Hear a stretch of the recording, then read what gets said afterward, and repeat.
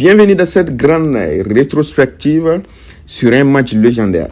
Le Barcelone 7 et le Real Madrid 2.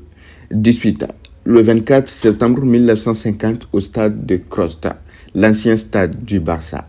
Ce jour-là, le monde du football espagnol avait vu une humiliation historique pour le Real Madrid et une démonstration absolue du talent catalan.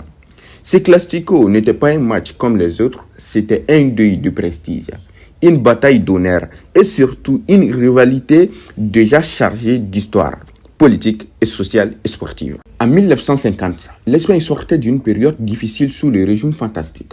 Le football représentait plus qu'un simple sport, c'était un symbole de pouvoir, d'identité et de fierté régionale. Le Real Madrid, club de la capitale, était vu comme le symbole du pouvoir central. Le FC Barcelone, lui, il incarnait la résistance et la fierté catalane.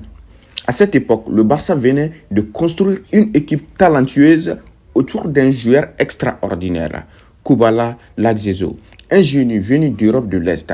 Et le Real Madrid, lui, il était encore en transition, loin de la puissance qu'il devrait dans les années 50 et 60. Première mi-temps, les festivals catalans commencent. Dès le coup d'envoi, le Barça impose son rythme, le jeu est fluide, collectif et les passes courtes en triangle déstabilisent totalement la défense madrilène.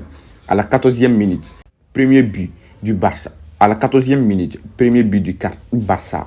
Kubala, dans un grand soir, trouve Barossa sur côté droit. Une accélération, un centre parfait et Serra Rodriguez ouvre le score. Les supporters explosent de joie au stade Les Crostes. À la 20e minute, deuxième but. Cette fois, c'est Kubala lui-même qui marque d'une frappe sèche après une combinaison magnifique avec Sergio. Le Real Madrid est sonné. Son gardien Alonso multiplie les arrêts. Mais le danger est constant. À la 35e minute, Barcelone enfonce le clou.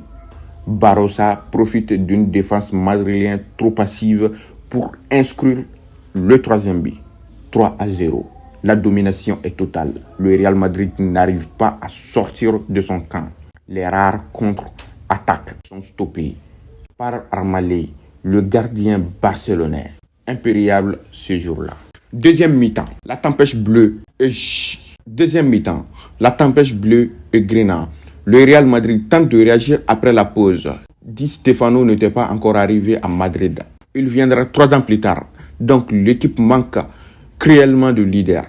Au lieu de se ressaisir, les Madrilèns vont s'écouler complètement. 50 minutes, 4-0. Kubala régale encore. Une pause lumineuse pour César qui trompe Alonso d'un tir croisé. Le cross est en délire total. 57e minute, 5-0. Le Barcelone déroule. Les passes s'enchaînent. Le public sclande au l'œil à chaque touche de balle. C'est du football total. Avant l'heure, le Real Madrid sauve l'honneur un peu. À la 62e minute, le Real Madrid parvient à pouvoir un but de prestige. Maloney sur un centre réduit le score 5-1. Mais le Barça répond immédiatement. À la 67e minute, 6-1, Baronza s'offre un double. Le Real Madrid n'a plus de jambes, plus de mental. Puis à la 75e minute, Kubala achève le spectacle avec un 7e but. Somptueux, frappe enroulée depuis l'extérieur de la surface. Score final, Barcelone 7, Real Madrid 2. Un score humiliant, presque irréel.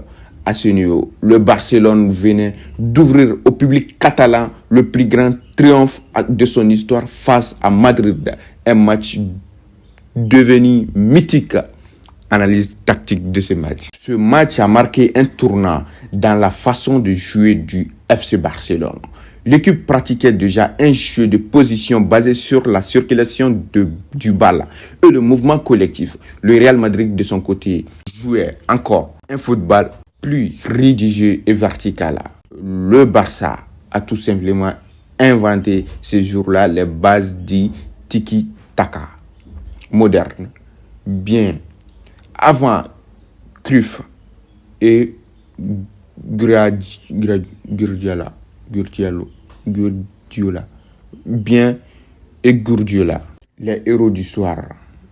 Baronza, Ramaley, le gardien auteur d'arrêt décisif, et César, le renard de surface de billes. Conséquence du match, ce 7-2 a eu un effet énorme. Le Barça a terminé championnat d'Espagne cette saison.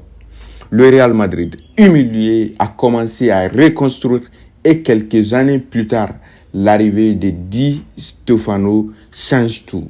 C'est après ce genre de défaite que le Real Madrid a compris qu'il devrait devenir le club le plus fort du monde. Ce 7-2 a donc d'une certaine manière fait naître le futur Real. Conclusion, le 24 septembre restera à jamais une date historique dans le football espagnol. Un jour où Barça a dominé, écrasé, impressionné. Un jour où la fierté catalane a brûlé plus que jamais. Un jour où le Real Madrid a juré de ne plus jamais revivre pareille humiliation. En 1950. Ça, c'est la fin de cette vidéo. C'est toi le jeune le plus informé. Si tu as aimé la vidéo, n'hésite pas de t'abonner et activer la cloche de notification. On se retrouve dans une nouvelle vidéo. Prenez soin de vous et à la prochaine vidéo.